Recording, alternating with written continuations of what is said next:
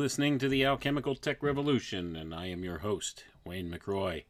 Good evening, everyone. Tonight, we're going to discuss a little topic that perhaps you haven't heard about before, and you may be hearing about it here for the first time.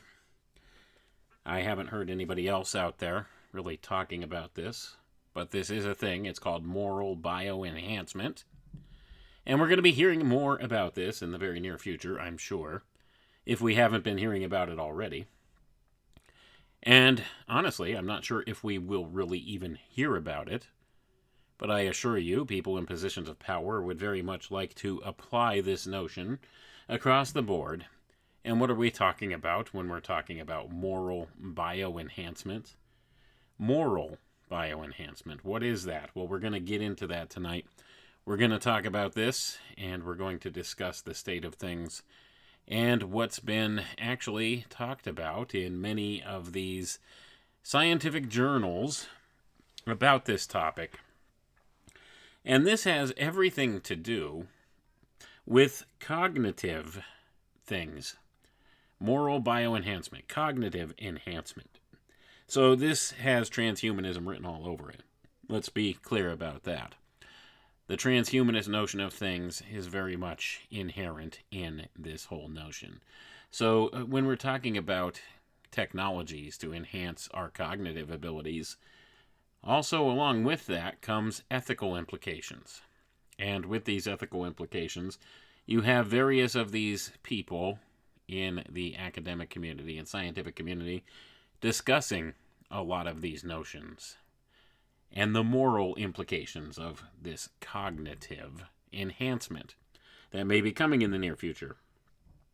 So let's get into it, and we're going to read from several different publications tonight, just to lay the groundwork for this, and I'll connect some dots for you.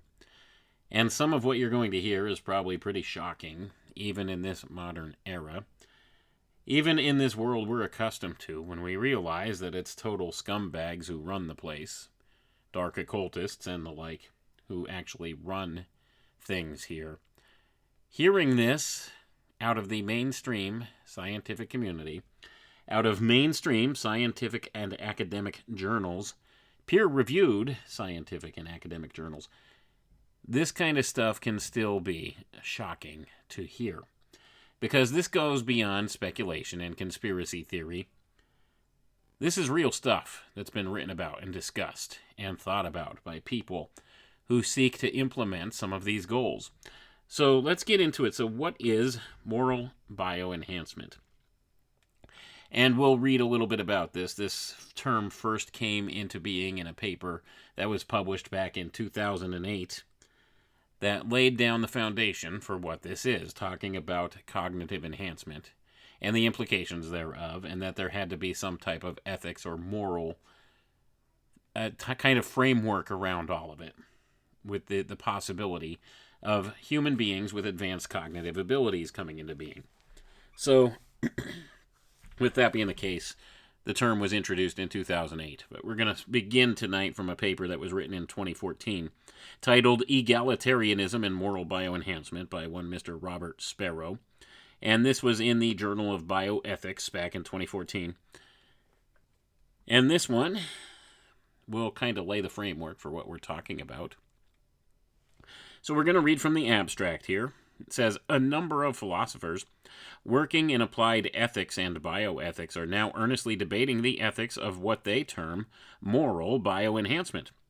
I argue that the society-wide program of biological manipulations required to achieve the purported goals of moral bioenhancement would necessarily implicate the state in a controversial moral perfectionism. Moreover, the prospect of being able to reliably identify some people as, by biological constitution, significantly and consistently more moral than others would seem to pose a profound challenge to egalitarian social and political ideals. Even if moral bioenhancement should ultimately prove to be impossible, there is a chance that a bogus science of bioenhancement would lead to arbitrary inequalities in access to political power or facilitate the unjust rule of authoritarians In the meantime, the debate about the ethics of moral bioenhancement risks reinvigorating dangerous ideas about the extent of natural inequality in the possession of the moral faculties.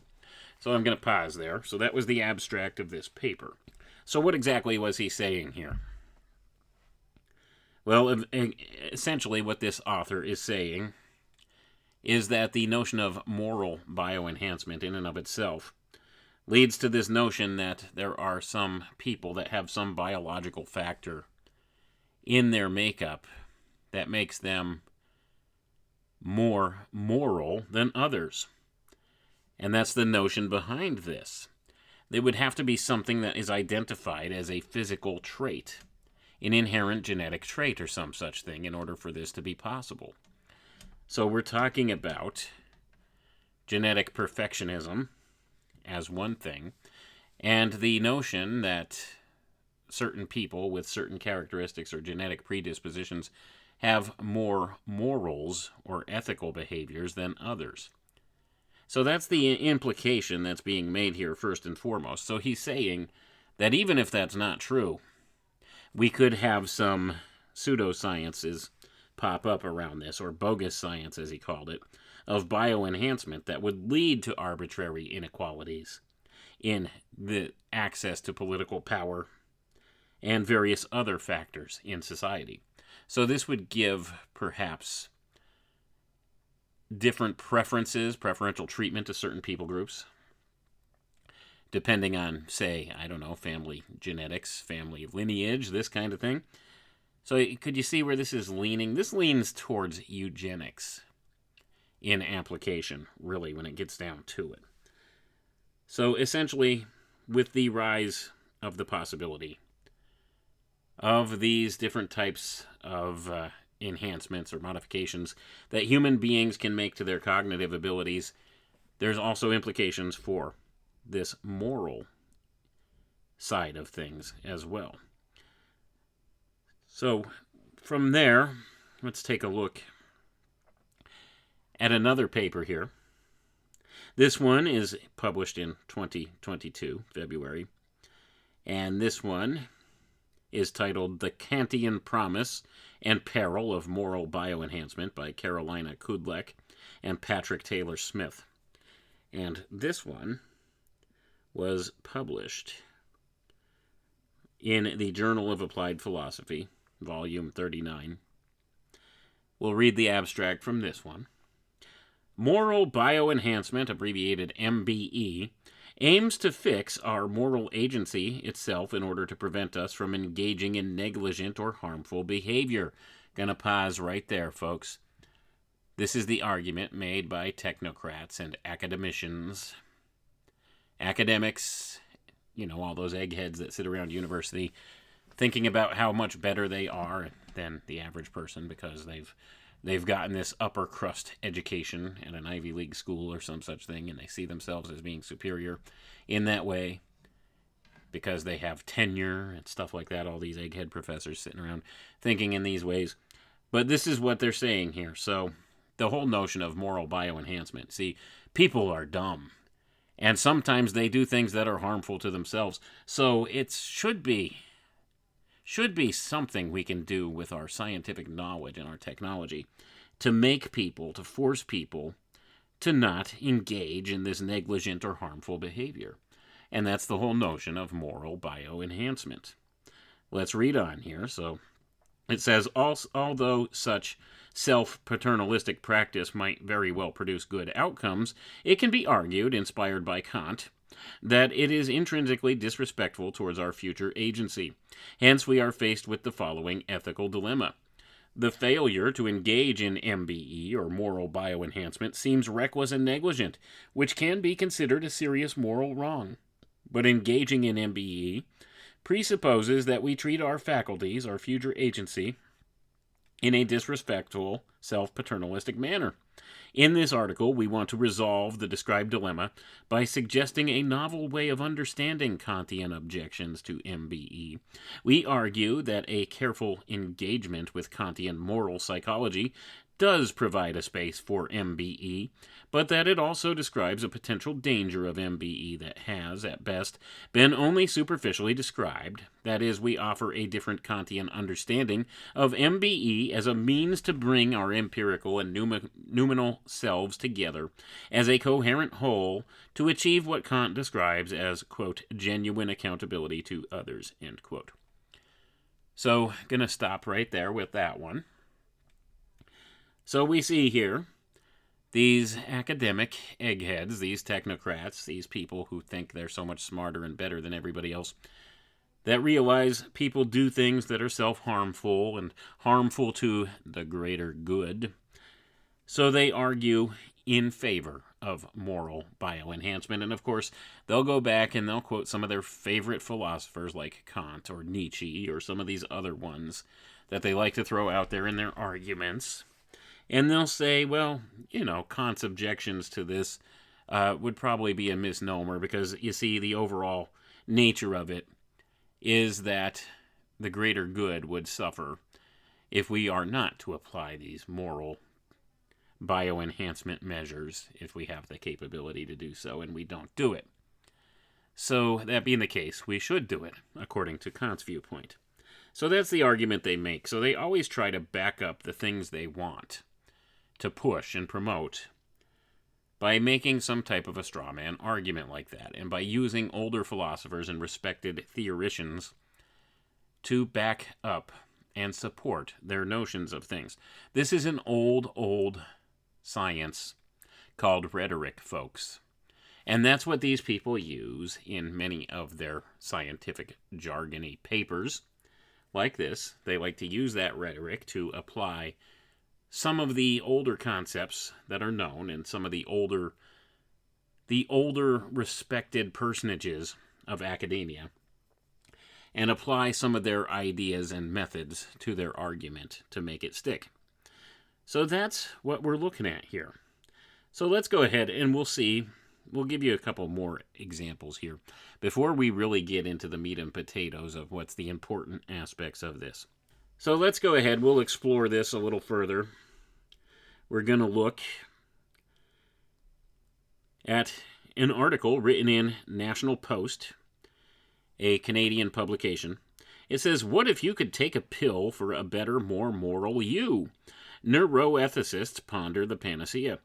Some envision a day when we could use drugs that act directly on the brain to dial down aggression and other antisocial sentiments, and dial up pro-social ones like compassion and trust." Just as an aside, this was written in December of 2016, if you were looking for this. So it says, what if all it took to make you a better human was a little pill? Go vegan, oppose Trump, drink less, exercise more, have more houseplants. It's the season of self-delusion, with Twitter users pledging resolutions they'll make, and statistics tell us promptly break. But what if we could be better people with drugs? More moral mortals by taking a pill.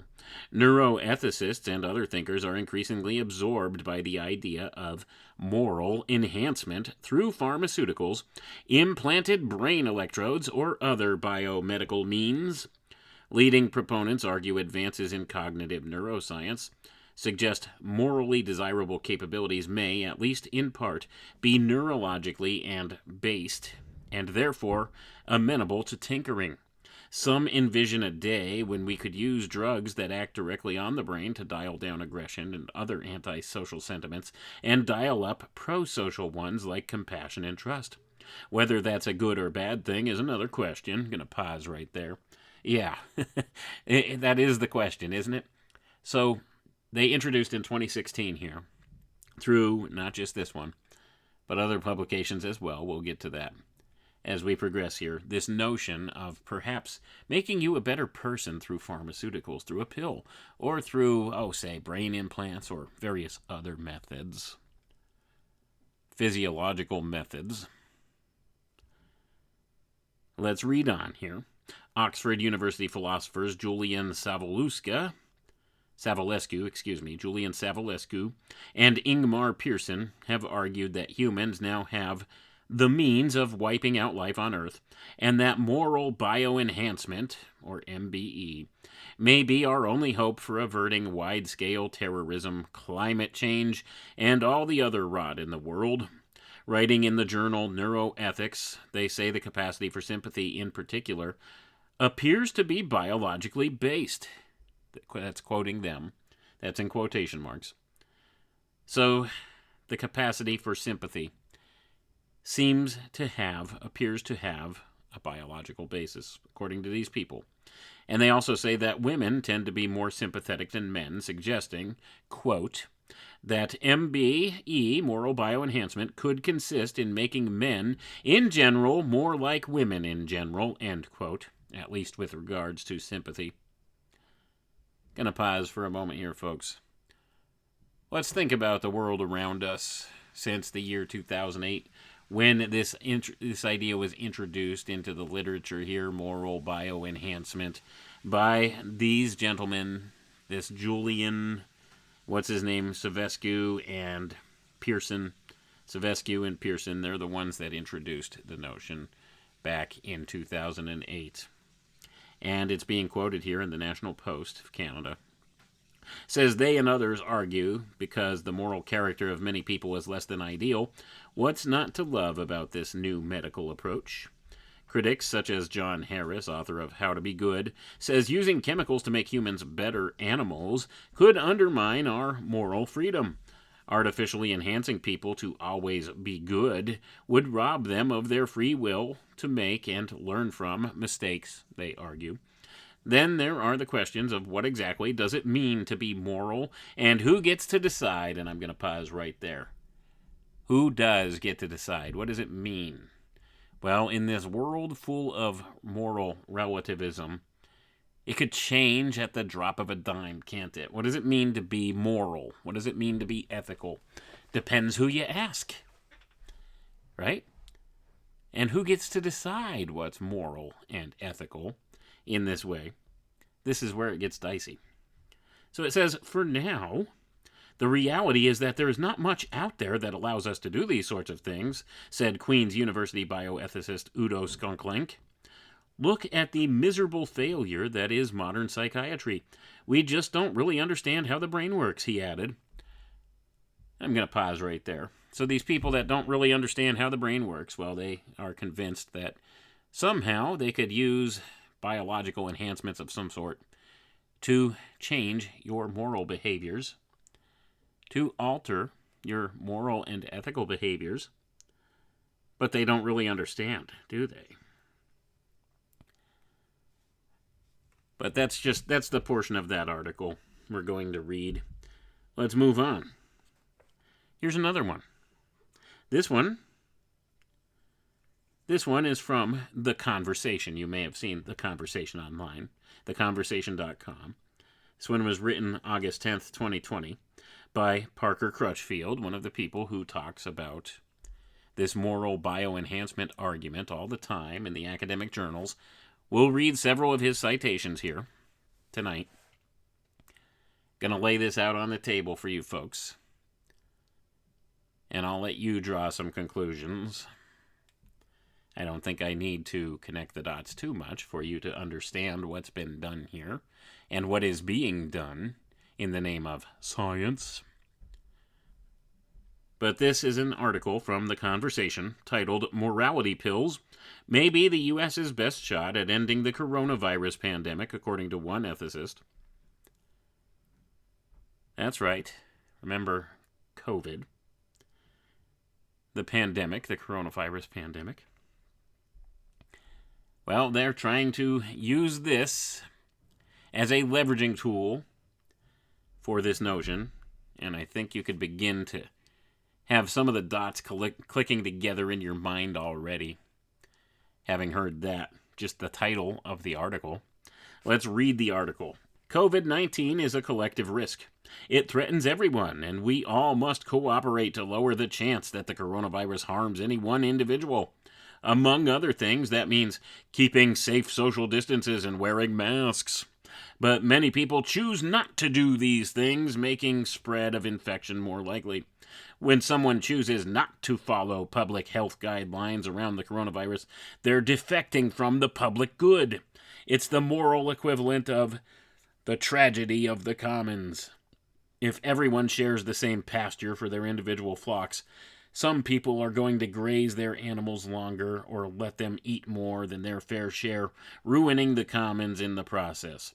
Selfish and self-defeating behavior undermines the pursuit of something from which everyone can benefit. Democratically enacted enforceable rules mandating things like mask wearing and social distancing might work if defectors could be coerced into adhering to them, but not all states have opted to pass them or enforce the rules that are in place.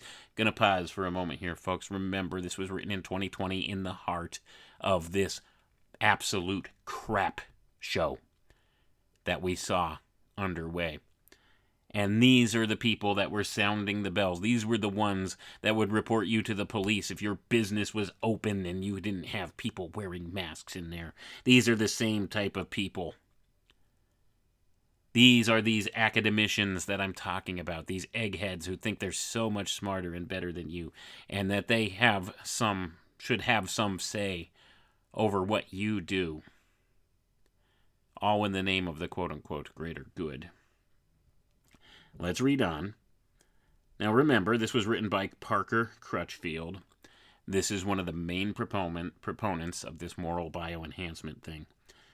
So he says here, my research in bioethics focuses on questions like how to induce those who are non-cooperative to get on board with doing what's best for the public good. To me, it seems the problem of coronavirus defectors could be solved by moral enhancement. Like receiving a vaccine to beef up your immune system, people could take a substance to boost their cooperative, pro-social behavior. Could a psychoactive pill be the solution to the pandemic? Gonna pause for a moment here, folks. So not only is this guy presenting the idea of a pill to make you comply, which, by the way, they have that. That's fluoride. For those who don't know, fluoride makes you more compliant, more likely to follow orders. The Nazis knew this. They used this. But to step away from that, he's introducing the idea of perhaps a shot, a vaccine to do so. And this idea was introduced also, as well, in the form of a video. You could look this video up on YouTube. FunVax. Look up FunVax. Now, this whole thing was claimed to be a type of satire or a false production. Claimed to be a total production, total fiction. But if you're not familiar with what I'm talking about, go look up this video, FunVax, F-U-N-V-A-X, FunVax. It was ostensibly how they presented it, and this was a staged production, but there might be something fundamental behind it. But what this stage production showed was this gentleman claimed to be from the Department of Defense and that they were developing a vaccine during the Gulf War that was to remove the notion of a belief in God from people, from these extremist fundamentalist Islamic terrorist groups. So they introduced this fundamentalist vaccine, FunVax they called it, to remove that notion that could take away the belief in God in people. Go watch that video. It's very telling. And even though it is total fiction, I think maybe it was put out there for a reason. You see, this stuff doesn't just get out there by accident all the time, folks. If this idea has been introduced, even in the realm of fiction, look at how much fiction has come to pass through the years, especially if you're looking at science fiction, which this most certainly is. It's a programming template. They use it as a programming template, and we understand this. So just because it is a work of fiction, ostensibly so, or they claim to have debunked it and said it's a work of fiction, does that make it any less concerning? No, it doesn't. Especially when you have eggheads like this talking about a psychoactive pill to change your behavior and make you compliant with social behavior changes like this. So he says here, could a psychoactive pill be the solution to the pandemic? He said it's a far-out proposal that's bound to be controversial, but one I believe is worth at least considering, given the importance of social cooperation in the struggle to get COVID-19 under control. Public goods games show the scale of the problem. Evidence from experimental economics shows that defections are common to situations in which people face collective risks. Economists use public goods games to measure how people behave in various scenarios to lower collective risks, such as from climate change or a pandemic, and to prevent the loss of public and private goods. I'm going to pause for a moment here, folks. What have I always told you about economists? What does an economist do? These are social engineers, folks. That's what an economist does. It has very little to do with actual financial things, finances and things like that. It's about social engineering and game theory. They use game theory all the time, as revealed here in this article now. So we see here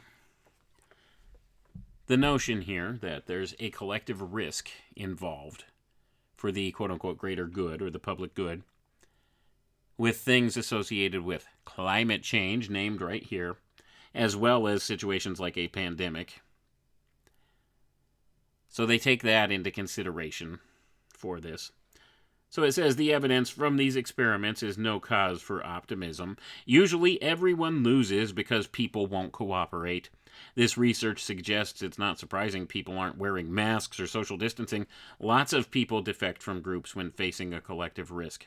By the same token, I'd expect that, as a group, we will fail at addressing the collective risk of COVID-19 because groups usually fail. And then he goes on to quote some statistics about how many had died at this point and stuff like that. So he says, for more than 150,000 Americans so far, this has meant losing everything there is to lose. But don't abandon all hope. In some of these experiments, the groups win and successfully prevent the losses associated with the collective risk. What makes winning more likely? Things like keeping a running tally of what others are contributing, observing others' behaviors, communication, and coordination before and during play, and democratic implementation of an enforceable rule requiring contributions. Let's read on. And remember, this whole situation, this whole response to the pandemic was part of this experiment. A continuation of these experiments that this author is speaking about. Make no doubt about it. For those of us in the United States, these conditions are out of reach when it comes to COVID-19. You can't know what others are contributing to the fight against the coronavirus, especially if you socially distance yourself. It's impossible to keep a running tally of what the other 328 million people in the U.S. are doing, and communication and coordination are not feasible outside of your own small group. Even if these factors were achievable, they still require the very cooperative behavior that's in short supply. The scale of the pandemic is simply too great for any of this to be possible. Gonna pause for a moment here, folks. This guy was drinking the Kool-Aid in a big way. Probably one of the ones pushing the Kool-Aid and poisoning the Kool-Aid. Let's put it bluntly. Promoting cooperation with moral enhancement. It seems that the U.S. is not currently equipped to cooperatively lower the risk confronting us. Many are instead pinning their hopes on the rapid development and distribution of an enhancement to the immune system, a vaccine. No kidding. Remember, this was written in 2020, in the heart of all of this stupid crap that they rolled out on the world, and we didn't really see much of the ramifications of this thing that they were alleging was so deadly at that time. Remember. He says, but I believe society may be better off both in the short term as well as the long term by boosting not the body's ability to fight off disease, but the brain's ability to cooperate with others. What if researchers developed and delivered a moral enhancer rather than an immunity enhancer? Moral enhancement is the use of substances to make you more moral. The psychoactive substances act on your ability to reason about the right thing to do, or your ability to be empathetic or altruistic or cooperative. And he says, for example, oxytocin, the chemical that, among other things, can induce labor or increase the bond between mother and child, may cause a person to be more empathetic and altruistic, more giving and generous. The same goes for psilocybin. Gonna pause for a moment here. The active ingredient in magic mushrooms. Psilocybin. So he's even suggesting something like this, all right? Let's read on. So he says, these substances have been shown to lower aggressive behavior in those with antisocial personality disorder and to improve the ability of sociopaths to recognize emotion in others. These substances interact directly with the psychological underpinnings of moral behavior. Others that make you more rational could also help. Then perhaps the people who choose to go maskless or flout social distancing guidelines would better understand that everyone, including them, is better off when they contribute and rationalize that the best thing to do is cooperate. Gonna pause for a moment here, folks. This guy sounds like an absolute total control freak, doesn't he? Control freak, and that's how many of these people are. They think they're so much smarter and better than you, and that you need to listen to them and do what they say. It's a power trip. It's an ego thing for these people. You get it? And these people are presenting ideas that, in my view, are extremely dangerous. So it says here, moral enhancement as an alternative to vaccines. There are, of course, pitfalls to moral enhancement. One is that the science isn't developed enough. For example, oxytocin may cause some people to be more pro-social. It also appears to encourage ethnocentrism, and so is probably a bad candidate for a widely distributed moral enhancement. Gonna pause for a moment here, folks. Ethnocentrism. Racism. So he's saying it causes racism in people, too. Isn't that interesting that a clinical psychologist like this, or this guy, would tell you something like that? Isn't that an interesting thing? And you wonder, what's going on in our society today? Think about this.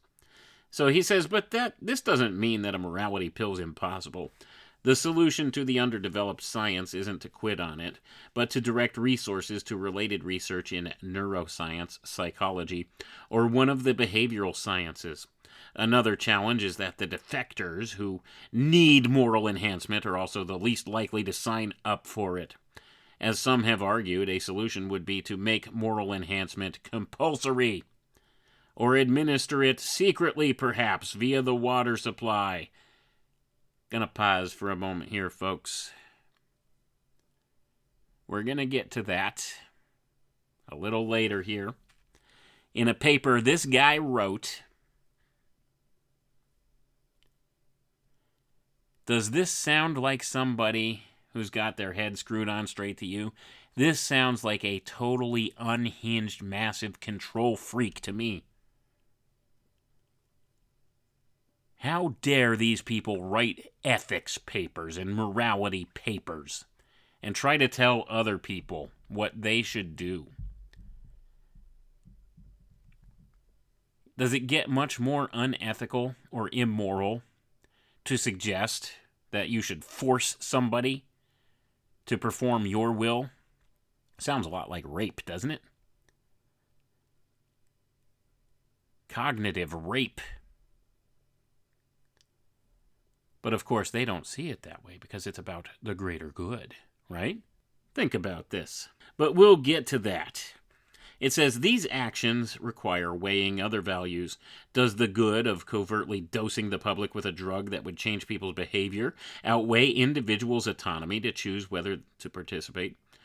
Does the good associated with wearing a mask outweigh an individual's autonomy to not wear one? The scenario in which the government forces an immunity booster upon everyone is plausible, and the military has been forcing enhancements like vaccines or uppers upon soldiers for a long time. The scenario in which the government forces a morality booster upon everyone is far-fetched, but a strategy like this one could be a way out of this pandemic, a future outbreak, or the suffering associated with climate change. That's why we should be thinking of it now. Gonna pause for a moment here, folks, and now you know the entire reason behind the pandemic has everything to do with this notion of moral bioenhancement. Not just moral bioenhancement, forced moral bioenhancement, covert moral bioenhancement. And if you think that this stuff is total nonsense or total conspiracy theory crap, you're grossly mistaken. Go look up these scientific journals. They absolutely talk about this stuff. These are peer-reviewed science. Peer-reviewed scientific journals. These are intelligent people. Movers and shakers. Want to know a little something about this guy? Want to know a little something about the people who introduced this idea? Moral bioenhancement. Professor Julian Savulescu is a philosopher who researches the ethics of various new or emerging technologies, including new methods of reproduction and enhancement of physical and cognitive performance through drugs or genetic manipulation. He's the director of the Oxford Uehiro Center for Practical Ethics and is or has been a co-director on many large research projects looking at topics from geoengineering to vaccines. This is the guy, one of the two gentlemen who introduced this idea of moral bioenhancement back in 2008. Here's the other one.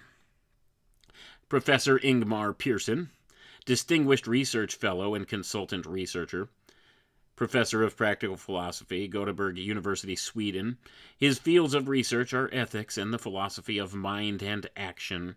His principal publication is The Retreat of Reason, A Dilemma in the Philosophy of Life, published in 2005.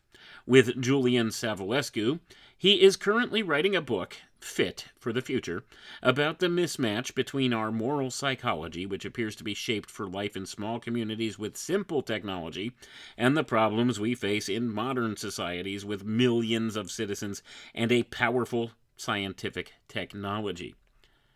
Gonna pause for a moment. So these are two academic eggheads in the circles around the Rhodes Roundtable groups and the various other think tank groups that are so prominent at Oxford University and some of the others. And they're talking about this very transhumanist sounding notion of things. Well, you see, we're not equipped for the future in the current state we're in, so we need to be transformed in some way. So here's another article from these guys, Julian Savulescu and Ingmar Pearson, the ones who introduced this idea. Now, we'll get to the other guy, this Parker Crutchfield, later, who took their ideas and their notions, and took them several steps further and went way beyond, way off the deep end with all of this, in my view. But let's go ahead and read some more. We're going to read from an article here, if I could find it. Seems to have disappeared on me. It's an article from The Monist, a magazine called The Monist. It's a journal article written by these guys, The Monist, volume 95, issue 3, July 1st, 2012, published November 22nd, 2014. It's called Moral Enhancement, Freedom, and the God Machine. And unfortunately, it seems I have lost. Oh, here we go. I got it. So let's read this portion of it. Moral Enhancement, Freedom, and the God Machine. The science of morality, one of the emerging sub-disciplines of the cognitive sciences, is the science of morality. Going to pause for a moment here, folks.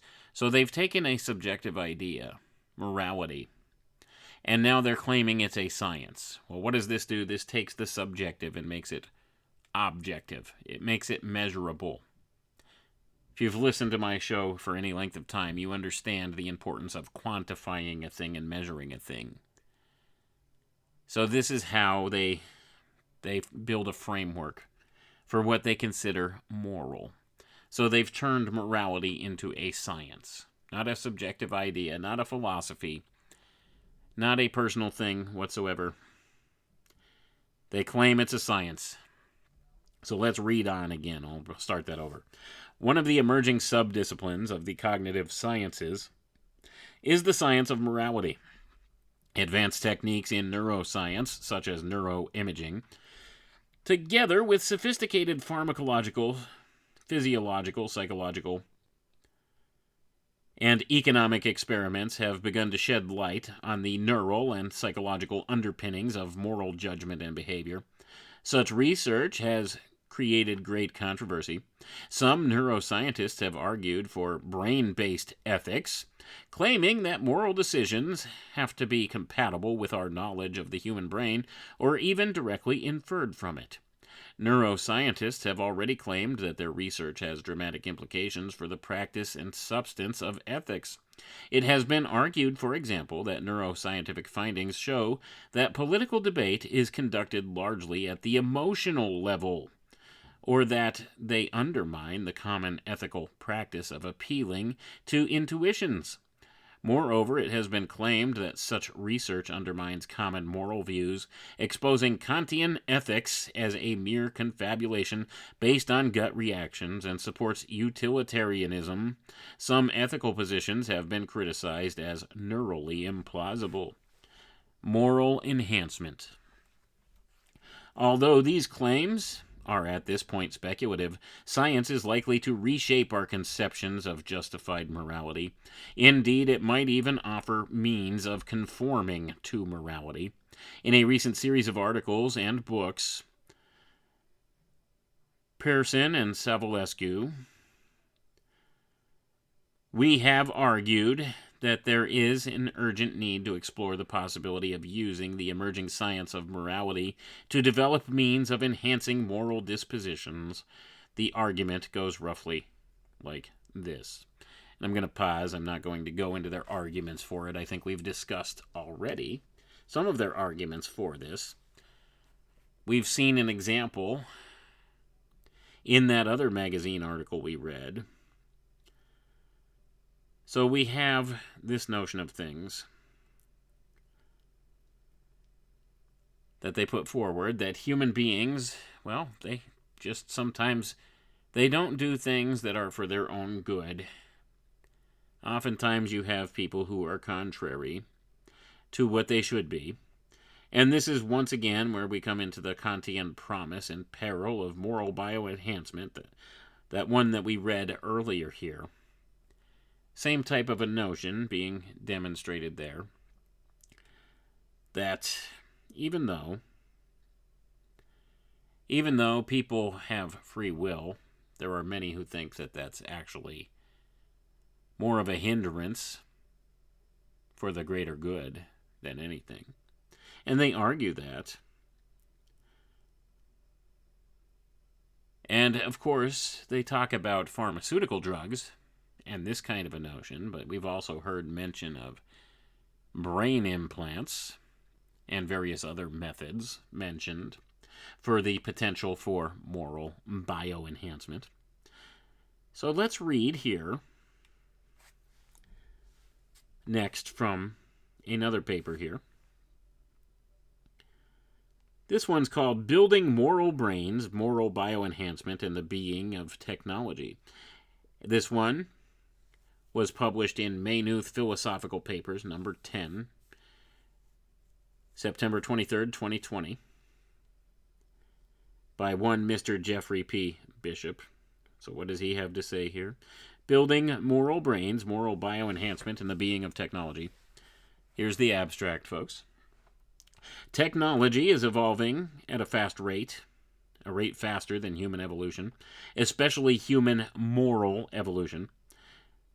There are those who claim that we must morally bioenhance the human due to existential threats such as climate change and the looming possibility of cognitive enhancement, and due to the fact that the human animal has a weak moral will. To address these existential threats, we must design human morality into human beings technologically. By moral bioenhancement, these authors mean that we must intervene technologically in the biology of the human animal in order to get it to behave morally to address these existential threats.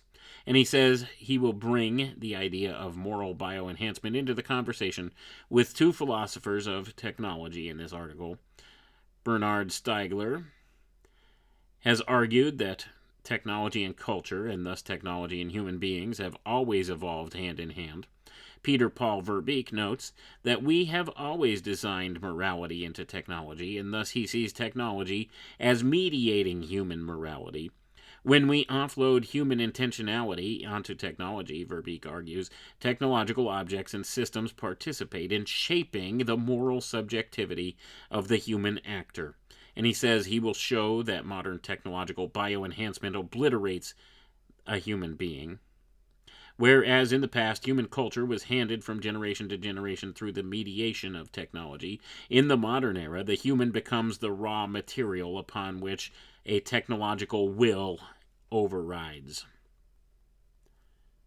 Gonna pause for a moment here, folks. So this is talking about, well, something that sounds very transhumanist, doesn't it? The notion that the technologies determine what morality and ethics will be in this type of a notion. If you want to get down to it. So how do they justify this notion of moral bioenhancement? And what exactly do they have in mind? Well, that Parker Crutchfield fellow talked about putting stuff in the water supply, possible pharmacological things, brain chips, genetic modification. All kinds of different notions have been introduced, but how do they justify this? Well, let's read this one. This is from the Journal of Medical Ethics, 2017, October, by Elvio Baccarini. This one's called The Moral Bioenhancement of Psychopaths. We argue that the mandatory moral bioenhancement of psychopaths is justified as a prescription of social morality. Moral bioenhancement is legitimate when it is justified on the basis of the reasons of the recipients. Psychopaths expect and prefer that the agents with whom they interact do not have certain psychopathic traits. Particularly, they have reasons to require the moral bioenhancement of psychopaths with whom they must cooperate. By adopting a public reason and a Kantian argument, we conclude that we can justify to a psychopath being the recipient of a mandatory moral bioenhancement because he has a reason to require the application of this prescription to other psychopaths. Gonna pause for a moment here, folks. So they're saying because a psychopath is a danger to society, and there are more than one psychopaths, there's more than one psychopath out there, that a psychopath can also be in danger of another psychopath. So therefore, it's in their best interests to undertake this forced moral bioenhancement. Ethically speaking, of course. You see how they justify everything in these types of ways? Here's another one. This one comes directly from PubMed. PubMed, Bioethics Inquiry, 2017, December. Vogen-Rachich. The issues of freedom and happiness in moral bioenhancement, continuing the debate with a reply to Harris Wiseman. So he says, during the previous years, Harris Wiseman has devoted substantial attention to this particular author's stance on voluntary moral bioenhancement. He argued that he has been influenced by that position, but nonetheless criticized it. So I'm going to pause for a moment here, folks. So somebody who might have some type of an apprehension about moral bioenhancement, like the author of this paper, the others in the field that are talking about it, they don't like their position on it. And they criticize it. They think bioenhancement, moral bioenhancement, should be done. Should be done. And, well, let's read on. I won't put words in their mouths. So he says, I haven't replied to his criticisms yet and wish to do so now. One of the reasons is to avoid my position being misrepresented. By replying to Wiseman's criticisms, I also wish to clarify those issues in my standpoint that might have given rise to some of the misinterpretations. With the same purpose in mind, I will demarcate my concept of voluntary moral bioenhancement from related standpoints, in particular from Pearson and Savulescu's notion of moral bioenhancement. So we get a counterpoint here. So there are some people in the conversation that seem opposed to this, but by and large, there's a lot of attack dogs that are pro-moral bioenhancement out there in the literature that beat these people down and don't think it should be a voluntary thing. Do you get that? Moral bioenhancement. Okay, sounds really fancy, sounds nice. Do you want to be a better person? Sure, who doesn't, right? You want to be more kind to your fellow human being? Sure. Why wouldn't you want to be nice? Why wouldn't you want to be more moral and ethical towards other people?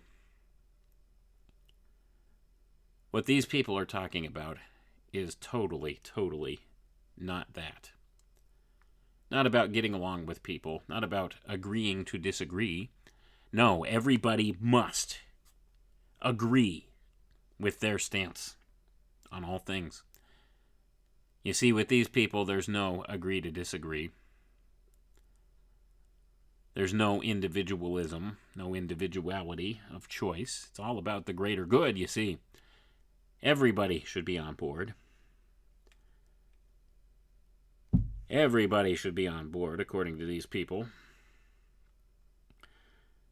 So here we go. Let's get back to a different paper here to present these ideas. And I know some of this may sound a little bit dry to you, but this is absolutely necessary because this needs to be made front and center. This notion of moral bioenhancement. And understand the relationship that it has with the events of the past 3 years, the response to this alleged pandemic situation. It has all the hallmarks of this. You see, they're looking for justification for imposing this on people, and we've seen a demonstration of that to some degree through this. So let's read next from a paper here called The Epidemiology of Moral Bioenhancement by R.B. Gibson, Med Healthcare Philosophy, 2021, March. Abstract. In their 2008 paper, Pearson and Savulescu suggest that for moral bioenhancement to be effective at eliminating the danger of ultimate harm, the intervention would need to be compulsory. This is because those most in need of moral bioenhancement would be least likely to undergo the intervention voluntarily. By drawing on concepts and theories from epidemiology, this paper will suggest that moral bioenhancement may not need to be universal and compulsory to be effective at significantly improving the collective moral standing of human populace and reducing the threat of ultimate harm. And he says he will identify similarities between the mechanisms that allow biological contagions, such as viruses, and behaviors, such as those concerned with ethical and unethical actions, to develop, spread, and be reinforced within a population. It will then go on to suggest that, just as with the epidemiological principle of herd immunity, if enough people underwent moral bioenhancement to reach a minimum threshold, then the incidence and spread of immoral behaviors could significantly be reduced, even in those who have not received moral bioenhancement. So I'm going to pause for a moment here, folks. So now this guy, trying to take the opposite stance here, I don't think everybody needs to have this as compulsory, but if a large enough population does, then the rest of them will likely fall in line too, much like how herd immunity allegedly works. Notice the implications and the conjectures being put forward here. So here's the notion. say 69% of the population gets some type of moral bioenhancement. Well, that would be good enough to stop some of the problematic things. Interesting number, 69%. He doesn't bring this up in his paper, at least not to my knowledge. But that's the number of people that are reported to have gotten at least one of these COVID shots, folks, in the world. 69% of the world's population have received at least one COVID shot. Did you know that? That's a massive number. Makes you wonder, what's the true nature of all of this that's been done? Anyway, let's continue on. Here's another one where they'll make the argument again. I've lost count of how many of these papers we've read so far in articles here. Lost count. Here's another one. The Ethical Desirability of Moral Bioenhancement, a Review of Reasons by Jonas Specker et al. At BMC Medical Ethics 2014. Name of the paper out of PubMed. Here's the abstract background. The debate on the ethical aspects of moral bioenhancement focuses on the desirability of using biomedical as opposed to traditional means to achieve moral betterment. The aim of this paper is to systematically review the ethical reasons presented in the literature for and against moral bioenhancement. And then it goes on for the discussion here. A review was performed and resulted in the inclusion of 85 articles. I'm going to pause for a moment here, folks. 85 articles as of 2014 about moral bioenhancement.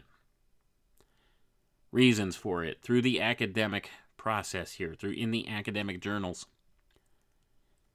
That's a lot of papers about this for something you've never heard of, isn't it? So she says, we classified the arguments used in these articles in the following 6 clusters. The first cluster is why we don't need moral bioenhancement. The second one is it will not be possible to reach consensus on what moral bioenhancement should involve. The third one is the feasibility of moral bioenhancement and the status of current scientific research. The fourth is the means and processes of arriving at moral improvement matter ethically. The fifth portion,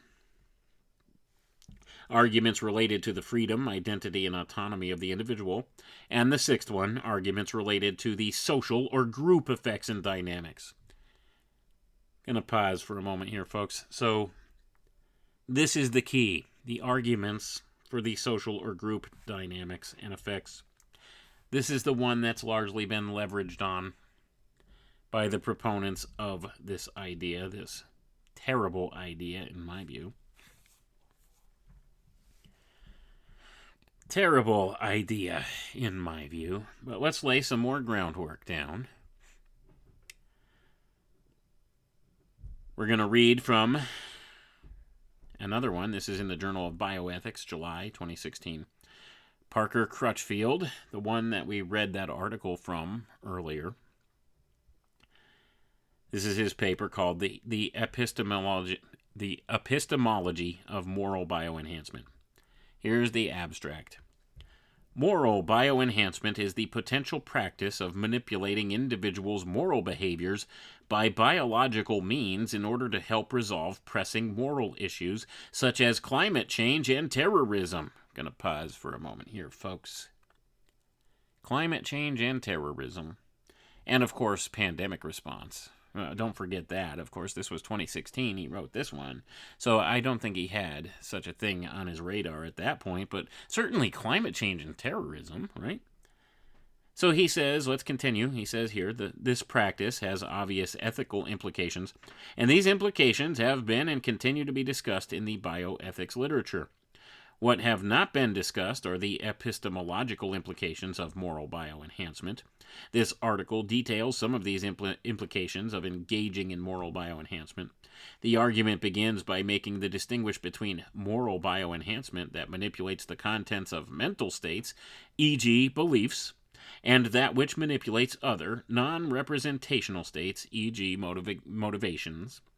Either way, I argue the enhanced moral psychology will fail to conform to epistemic norms, and the only way to resolve this failure and allow the moral bioenhancement to be effective in addressing the targeted moral issues is to make the moral bioenhancement covert. Covert. Gonna pause for a second here, folks. So not only does this guy want to make moral bioenhancement compulsory, he wants to make it covert. What does that mean? He wants to administer this to people without their knowledge or consent. Sounds a lot like rape to me, doesn't it? Cognitive rape.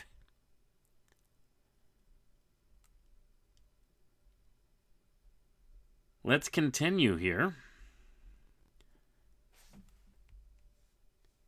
He wants to make it covert. That's not bad enough, is it? Let's read another one.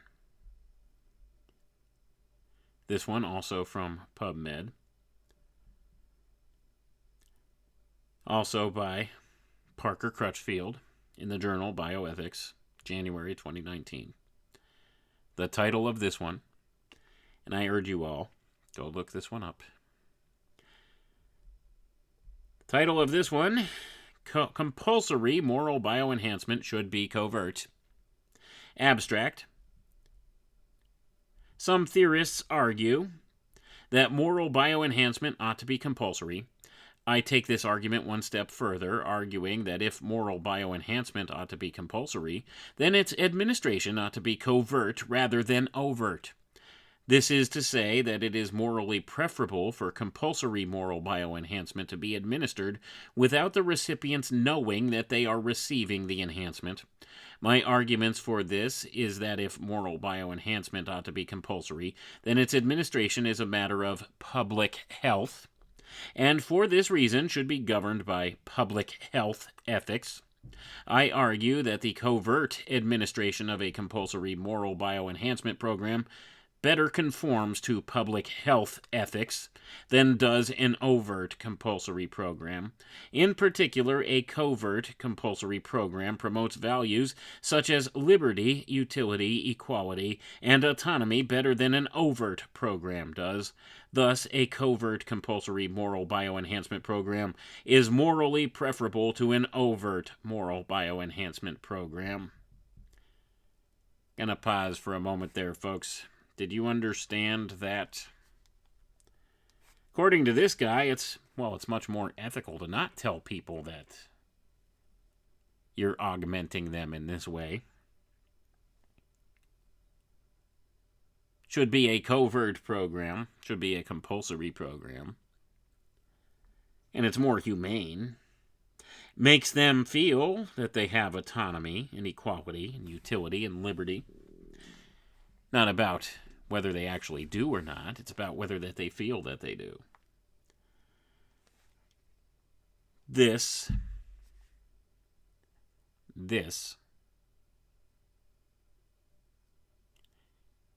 is a dangerous ideology. This idea was introduced in January of 2019, just prior to the pandemic situation. I'll let you connect some dots with this. How far do we have to go here with this for people to understand that there are a bunch of psychopaths out there running things? They think they're better than you. They think they're smarter than you. They think you should do the very things they want you to do because it's for the greater good, for the public health, and that your individuality and your freedom of choice be damned. If it's for the greater good, then you better fall in line. If you don't, we might force you to. And we've seen all kinds of manipulations done during this pandemic situation. Trying to coerce people. This was a grand experiment, folks. In my view, I think what was going on is they were testing the waters to see, do we really need to go the route of compulsory, covert, moral bio-enhancement? Or could we alter the people's behavior in more subtle, traditional ways? What do you think's been done? I'll let that judgment up to you. I think maybe they went with some softer means at first. But I also have my suspicions about what is the true nature of these alleged COVID shots that they keep pushing and pushing and pushing on people, despite the fact that they provably do not do what they said. And they are causing more harm than good. Are these an agent of moral bio-enhancement? I can't say for sure. The timing of all of this seems suspect, though. The mention of these medical interventions to do so seems suspect. The state of the world seems suspect. What do you think? I'll let you draw your own conclusions on that. But this notion sickens me. And these are these tenured professors sitting at the top of the academic community, raking in six-figure salaries or better, doing very little actual work, if they do any work, and influencing young minds, shaping young minds with this absolute trash. This absolute inhuman trash. This is the kind of things they're out there pushing and promoting. They sit around and think about this stuff and read about these philosophers like Kant or Kant. It's pronounced Kant, don't you know? K-A-N-T. I'd say Kant, but they'll pronounce it Kant. And they think these guys are like the end-all, be-all of intelligence or smarts. These stuffy academics sitting around with some influence in politics and other places. This is the kind of trash they're putting out there. These are the things, the ideas they're promoting. And it's dangerous, in my view. Violates the free will principle. This is exactly what they want. They're all about violating the free will principle. And these same people will go ahead and they'll preach to you about tolerance, inclusivity, diversity, equity. And yet they talk about, just out here in the open in the academic journals, tons of them. How many of them did I just read for you? They're out there openly talking about violating people's free will, violating their autonomy without their knowledge or consent, using substances, means of these things, different applications, to manipulate these people. They make these suggestions. Now, of course, they'll use the argument, well, we just don't have the science or the technology for that yet. Really? Technology's not there yet, huh? Why don't we look in the black budget special access programs that are bare minimum 30 to 50 years ahead of what the public state of the art is in science and technology? Why don't we look at that and consider the possibility?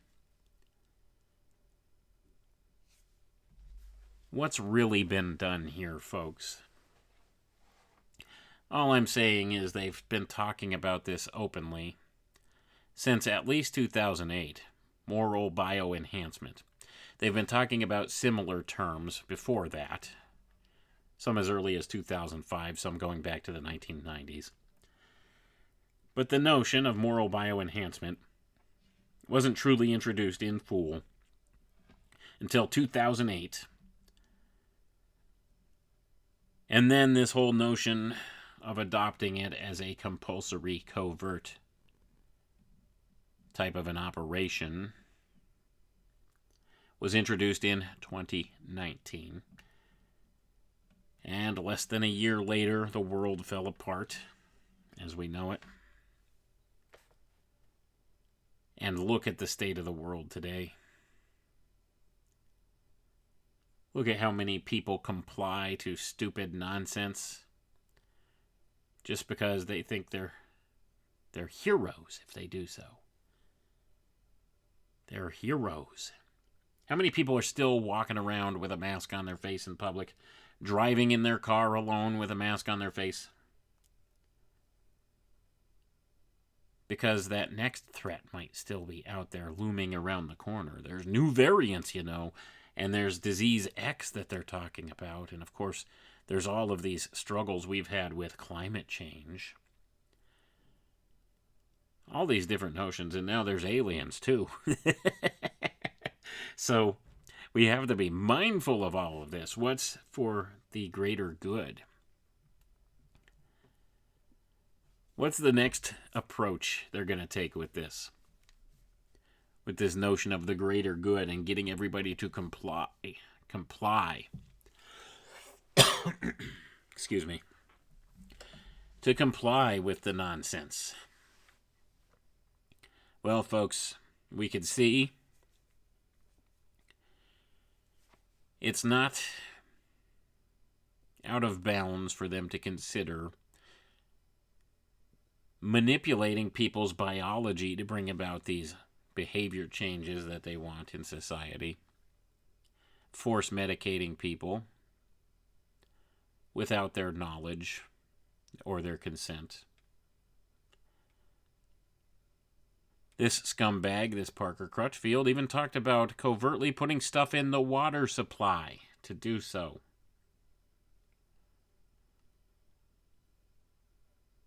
We know about the fluoridation of the water. Maybe this guy didn't know about it. Maybe he's another useful idiot. Brain-dead useful idiot. Thinks he's oh so smart and puts out these ideas in his academic institutions. Come up with all these grandiose schemes.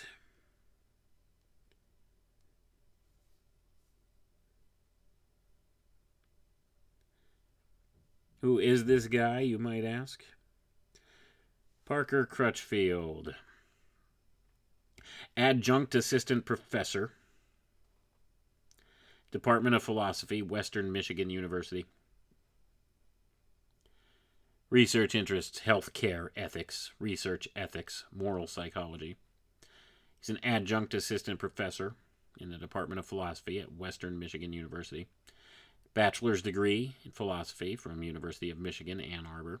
Completed his PhD in philosophy at Arizona State University, working in applied ethics, epistemology, and the philosophy of science. Following graduate school, he was assistant professor of ethics and the inaugural director of research at the Missouri School of Dentistry and Oral Health at A.T. Still University, a school which he helped found. As assistant professor in the program in medical ethics, humanities, and law at WMed, Dr. Crutchfield conducts clinical ethics consultations, teaches medical students and residents, and conducts research in medical ethics. So this guy teaches future generations of doctors. We wonder what's wrong with our health system. Sounds like a eugenicist to the core, doesn't he? thinks it's moral and right. How do you justify this notion?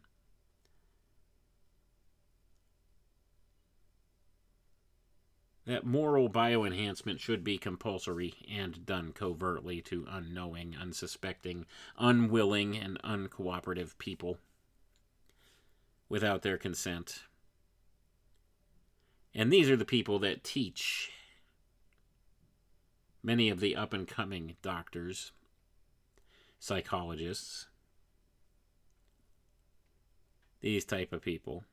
And I've always told you, and I'll say this again, anytime you see an ethics committee or some such thing, understand the only reason, the primary reason for the existence of this ethics committee or some such thing, as it were, is because they want to do something they know is wrong, but they will come up with all kinds of ways to justify that wrongdoing because they're going to do it anyway. And that's the whole point of having an ethics program or an ethics committee or having a science of ethics, because you know what you want to do is wrong. You know in your core, to the core of your very being, that what you want is wrong. But you think you're so smart you could come up with reasons and ways of justifying that behavior. And this is the danger of something like moral bioenhancement, because it's based on this whole notion of moral relativism, which has no absolutes. There's no absolute standard of right or wrong.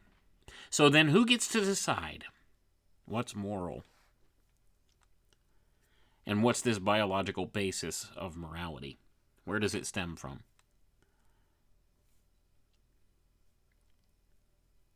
And you have guys like this out there touting these ideas openly in academia. These are the people that train up the next generation. Doctors, lawyers, psychologists, psychiatrists, teachers, more teachers. And they poison these people's minds with this absolute garbage and crap. Justifications for wrongdoing. And then acting like the heroes and the good guys when they do the wrong thing. And they force their will on somebody else. And of course, this sounds very much like occultism, doesn't it? Do as thou will is the whole of the law. And of course, these people want their will to supersede yours. That's the ultimate form of occult power, don't you know? If your will supersedes somebody else's, well, that makes you almost a god in that sense. It's the same notion. Call it what you will here. It's all the same thing, though. It all stems from these occult teachings as well, once again. And these people probably are totally unaware of it, but this is the spirit behind it. The whole spirit behind this notion of things. Same thing. Same processes and methodologies and reasonings as the dark magicians, the dark occultists who run things. So, look at what's been done in this world. Look at where we're at. And think about this. Ponder upon it. This is food for thought, ladies and gentlemen. Something for you to think about. This is something you've probably never heard of before. Probably won't hear anybody else out there talking about this. But this is a massively important subject. Moral bioenhancement. And I think with the advent of these technologies that we're seeing, things like Neuralink coming online here, and various other things, this will be a topic of hot debate in the very near future once again, I'm certain. But your very cognitive liberty is at stake. Your own cognitive liberty may be at stake here. The thought police may become a very real thing. We certainly see much of the push for the technologies to do that. And how will they get you to comply? Well, I think we've shown some backlash over the course of the past 3 years with all the various mandates and things they tried to instill on everybody, enforce upon everybody. And even though there was a total 69% compliance rate to all of it, they still got a 31% resistance to that. Pushback from that, and now the numbers are getting greater. So they didn't achieve that parietal split that they need, that 80%, that 80-20 split, 80%, 20% split that they need in order to be able to implement things across the board in that way. So very much, I think their experiment with trying to go about this in a way that did not involve biological enhancement of some sort to morally transform people and society, I think it was an abject failure in some regards for them. So now they probably are more apt to consider these types of methodologies moving forward into the future. And perhaps they've wargamed this all out. Who am I to say? I don't know. That bit is conjecture. I'll tell you that much. That bit is conjecture and speculation on my part. But certainly, this is a real thing, moral bioenhancement. It has been argued in the academic peer-reviewed journals for a long time now. And we see some of these spurious connections that have been made to the pandemic situation response. And the justification for doing this, in their view. So that being said, I think it's something we need to consider and we need to take seriously, and we need to keep an eye on this. Because largely, I think this is the reasoning for the whole pandemic response, is to see where we're at and get an accurate measurement of just how far they need to take this into the transhumanist future. So the next few years, I think, is going to be a wild ride, folks. So anyway, I hope that this was informational for you. I hope you found some value in this. I think this is one of the most important topics that we are facing today. And it should be talked about more. But sadly, nobody's talking about it. Nobody. Except in the so high and mighty academic peer-reviewed journals. You have a bunch of these eggheads maybe arguing about it a little bit and pushing the ball further down the field for the justification of such a thing. But by and large, the public is largely unaware of this. And think about the implications, and think back to that old YouTube video. Look back at that video called Fun Vax, and consider the possibility. Consider the possibility. This has been out there as part of the synchromystic metadata in the information field for a long time. This notion of vaccines as a means of modifying human behavior, or medications modifying human behavior, or various other means, brain chips, nanotechnologies, substances, radio frequency waves. All of these things have been considerations and have the implication that it may be possible to do. So what's stopping them from doing it? Well, they would need moral justification to do so, and I think they've gotten enough of their academic lapdogs here to take up the cause and give them the justifications to do these very things. And I don't put it past them. So we need to keep that in mind as we move into the future here. Keep our eye on the ball here. Don't let this topic escape your view. Thank you all for tuning in. I appreciate each and every one of you. We'll catch you next time. Have a good night now. Come with me.